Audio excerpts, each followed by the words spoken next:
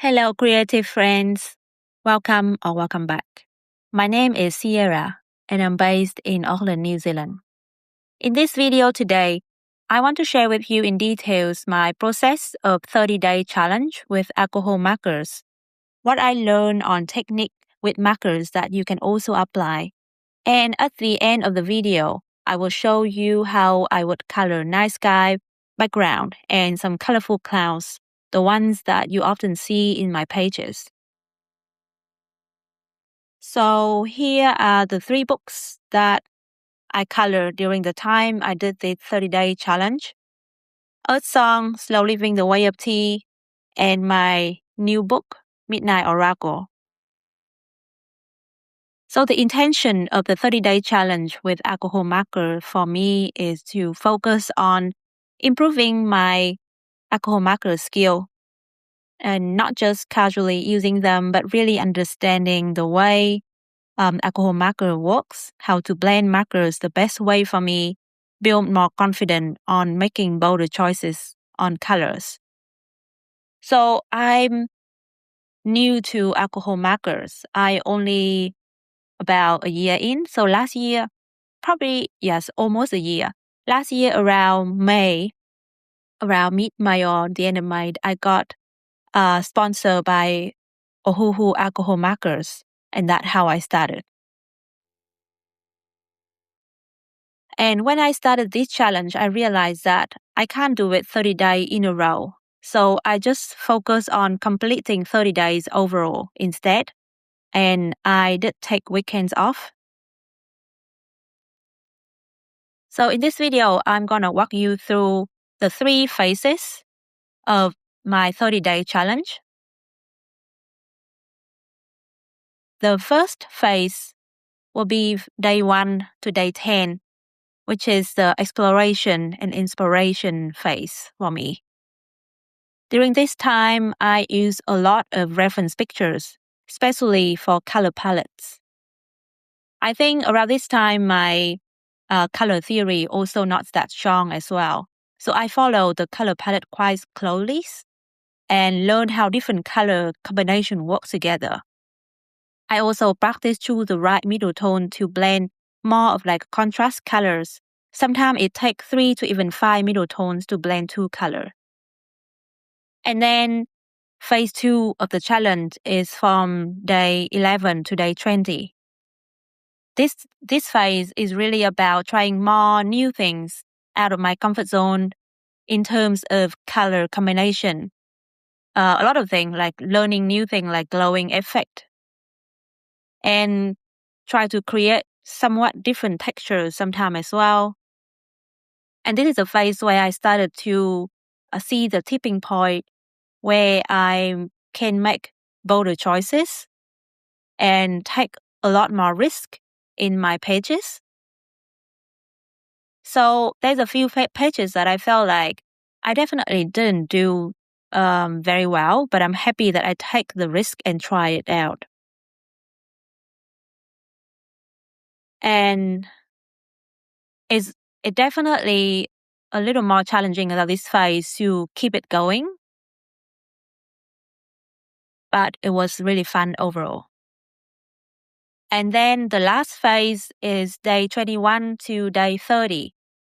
The last phase was really game-changing. This phase, I let go of reference pictures completely, especially for color palettes. So I really don't use much color palette or at all during this time anymore. By this point, I had built around 20 different palettes from earlier work. So I think that's how it's got me build my muscle memory and color theory intuition. Actually, to say that I don't use reference picture at all is a bit of a stretch. Sometimes I do have a look, but it's not that I have to follow them closely. And then on day 30, the last day is when I put everything into practice and really let go of reference picture completely, like not even looking at anything and just have fun during the probably 8 or 10 hours working on this page. And there's 2 pages of the first page the first day of my challenge, and then on the left is the last day of my challenge. So I can already see the huge difference. The first day, I would definitely be in my comfort zone and just stick to like almost monotone, not too much color. But the last day, I really go hard on just inviting colors into my page.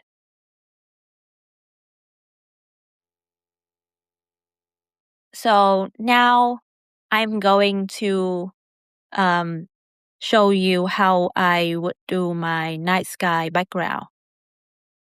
And along the way, I will keep sharing about what I learned on my alcohol markers skill and techniques as well. So I always look at the swatches for picking color because you know how markers is it's impossible to just look at the cap and think that the color would match the cap. Is absolutely not. And then I have two big set. I have two set, one big, one small, 320 and 96. So these are the colors that I'm picking for the night sky that we gonna do today. So you can see all the markers on the screen. And let's start with the lightest one. And by the way, I'm always holding all of my markers in one hand when I'm coloring and have the lid open, the cap open, for them to be used handily.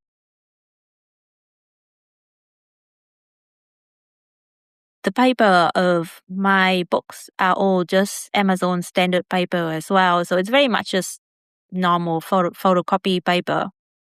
And I'm very comfortable working with them. I know some of you have experience where you say that it's bleed too much and it's not really nice working on them. I actually don't really have the problem, so I can't really say what tip I would use to be able to work on Amazon paper. I'm not really sure about that. Maybe just apply them lightly, like light-handed, but I know it can be impossible for some people. Anyway, if it's not Amazon paper is not really your thing, then you don't have to force yourself.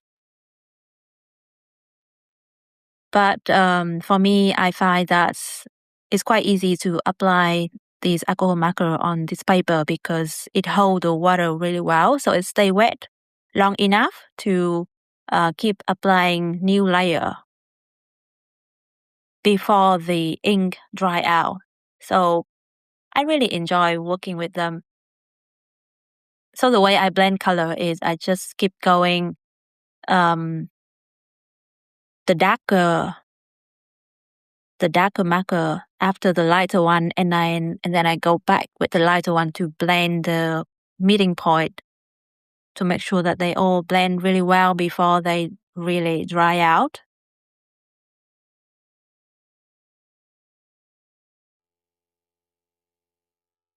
The trick for me when it's come to blending on a large area, especially the background, is that I will try to keep going evenly when it's a lighter shade, the lighter marker that I'm using. And then when I come to my darkest marker, I can actually be a lot more relaxed. And I just leave some area and come back later because they are dark. So even if you come back later when they're already dry, the streak will not show as obviously. And it's okay to have some streaks every now and then as well. It's absolutely fine. I don't mind that. Just like working with watercolor, you would see the streak too. It's not like you will see a seamless, polished watercolor page. It's not the way this tool meant to work. And I'm somebody that I like art to be have a little bit more human mistake. It's showing a bit more personality than say something too polished, too perfect. So here I have completed the marker work for my night sky. And now the fun part is to add on some white dots with a white gel pen. I just use a regular white gel really. So we just apply some dots, some stardust, clusters of stars here and there. And the trick is don't go evenly with them. Space them out randomly and have some tiny one, some middle one, and some big one so they look more natural.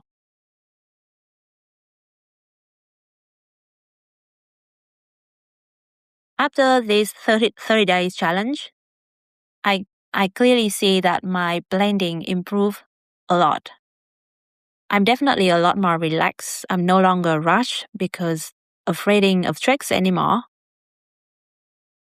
It's not like I'm never gonna make mistake, but I'm a lot more relaxed now that I'll just deal with the result regardless. And I do see that choosing the right middle tone is everything when blending two contrasting colors. Sometimes I have to use like 5 to even 7 markers to blend together so they can go well together overall. And with my little hand, my hand is actually quite small. I can hold 5 to 6 marker. I'm sure many of you can hold in one hand more than that. And just give it a try. It's actually really fun. And now I'm gonna show you how I do this clown. If you haven't catch the markers that I use for the clouds, then just go back and pause a little bit and note down the markers.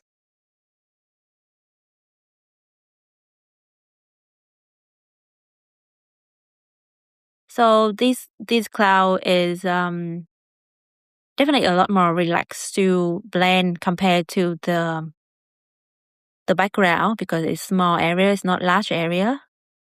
So I would say that you can just go with your own favorite combination of color. You don't have to follow my combination. And just see how these color blend together.